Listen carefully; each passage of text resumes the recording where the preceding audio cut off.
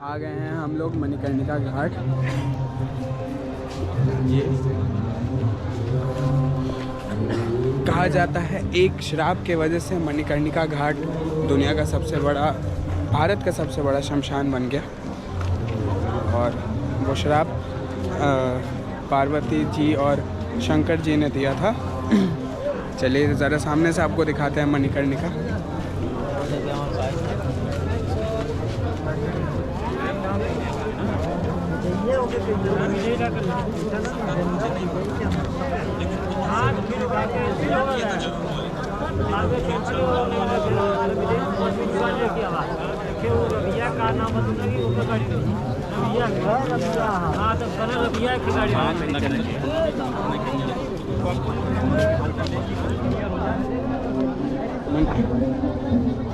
आ रहे हैं मणिकर्णिका में हर दिन लगभग 100-150 लाशें जलती हैं।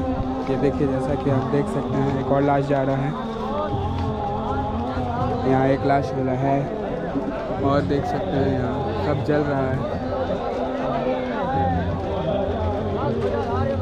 चलिए, इसकी भी स्टोरी हमने बना कर रखी है, कैप्चर करके आपको दिखेगा वो भी।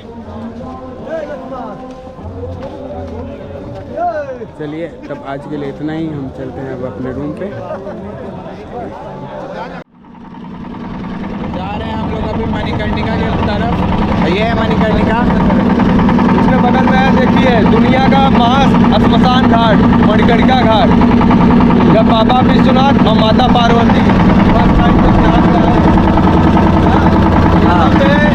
ये सब जो घाट देख रहे हैं, ये सब कोई घाट नहीं था, कुछ भी नहीं था। मणिकर्णिका सटा के ले चले हैं थोड़ा। हाँ, चल रहे हैं। अभी कहानी सुनो, सटा रिटर्न होंगे तब सटाएंगे। अभी पहले कहानी सुनो।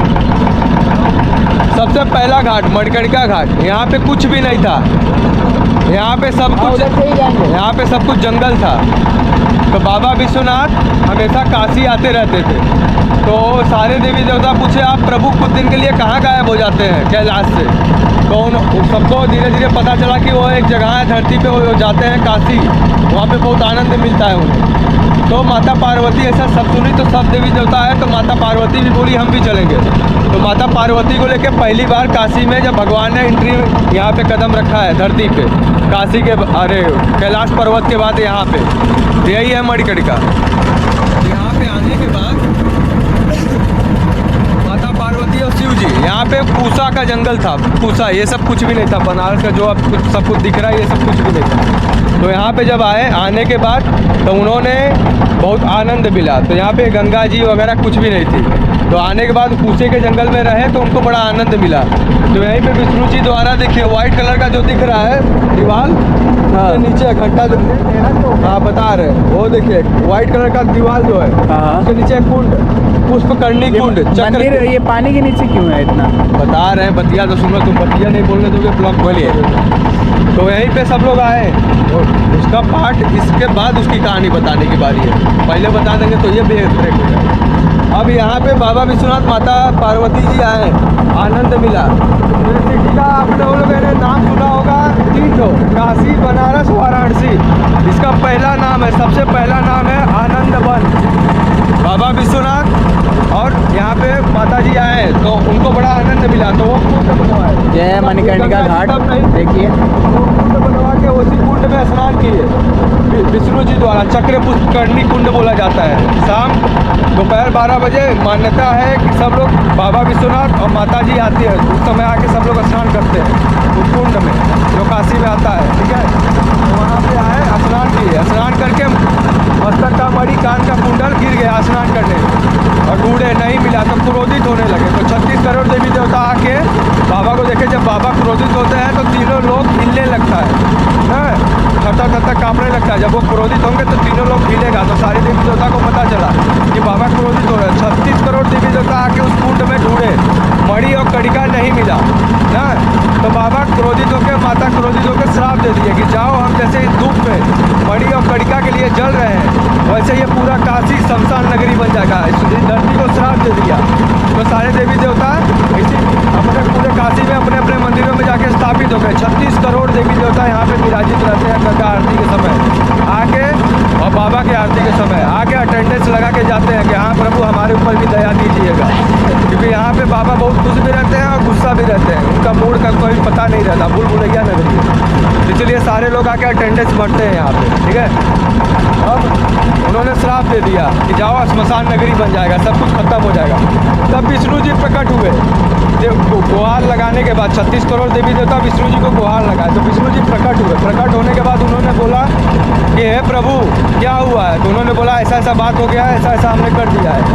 तो उन्होंने बोला ठीक है, तो 36 करोड़ देवी देवता बोले कि प्रभु कुछ उदाहरण निकालिए। तो विष्णु जी कुबेर मतलब होता है कछुआ, कछुआ का रूप धारण करके गए हैं उस कुंड में, मणि और कड़िका पताल लोक से ढूंढ के ला के उनको दिए, तो बाबा और माता प्रसन्न हो गई। औरतों का मूलधन होता है सोना, सोना हेरा जाए ना तो घर में देखो तबाही हो जाएगा कि अरे हमारा सोना हेरा गया, सोना उड़ा गया, खाना पीना रहना उठना बैठना उनको कुछ नहीं सूझेगा, सोना हेरा गया। तो माता जी क्रोधित हो गई, माता जी जब प्रसन्न हो गई, जब सोना पा गई, तो उन्होंने तब बोला प्रभु आपने तो इसको श्राप दे दिया, अभी इसका निवारण कैसे निकलेगा, आपको मणि और कड़िका भी मिल गया, आपने श्राप दे दिया, ये तो बेवजह हो गया। काशी में कौन आएगा, कौन जानेगा, कौन मानेगा, कौन पूछेगा आपको, आपकी सबसे प्रिय नगरी के नाम से ये जाना जाता है, आपने श्राप दे दिया, ये तो शमशान हो गया सब, पहले यहाँ पे सब शमशान हो गया था।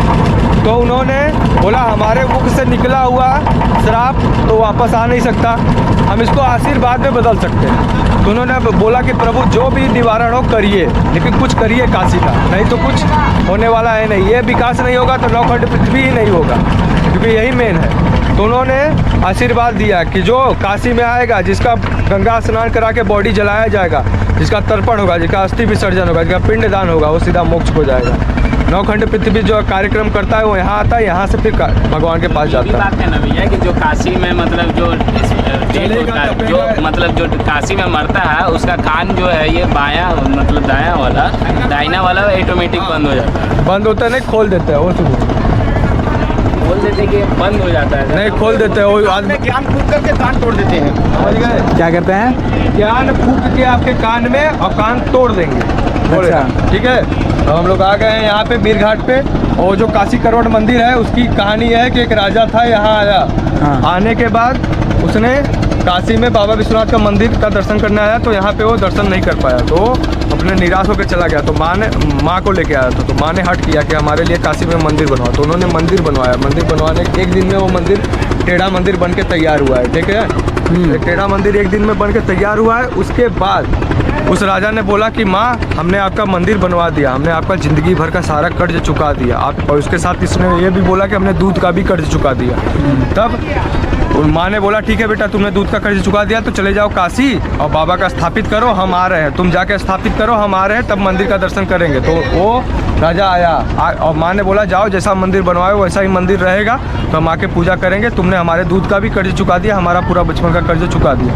तो राजा जैसे ही आता है काशी विश्वनाथ, यहाँ आने के बाद जैसे ही वो मंदिर की तरफ देखता है, वैसे ही मंदिर 16 फीट अंदर धंस के तुरंत जब पताल में चली जाती है। ऊपर से आकाशवाणी होता है कि हे मूर्ख राजन, तुम्हें यह ज्ञान नहीं है कि धरती पे भगवान जब अपने माँ का दूध नहीं कर्ज का चुका पाए, तो तुम इंसान हो के कैसे चुका पाओगे, तुम राजा हो, कोई भगवान नहीं हो।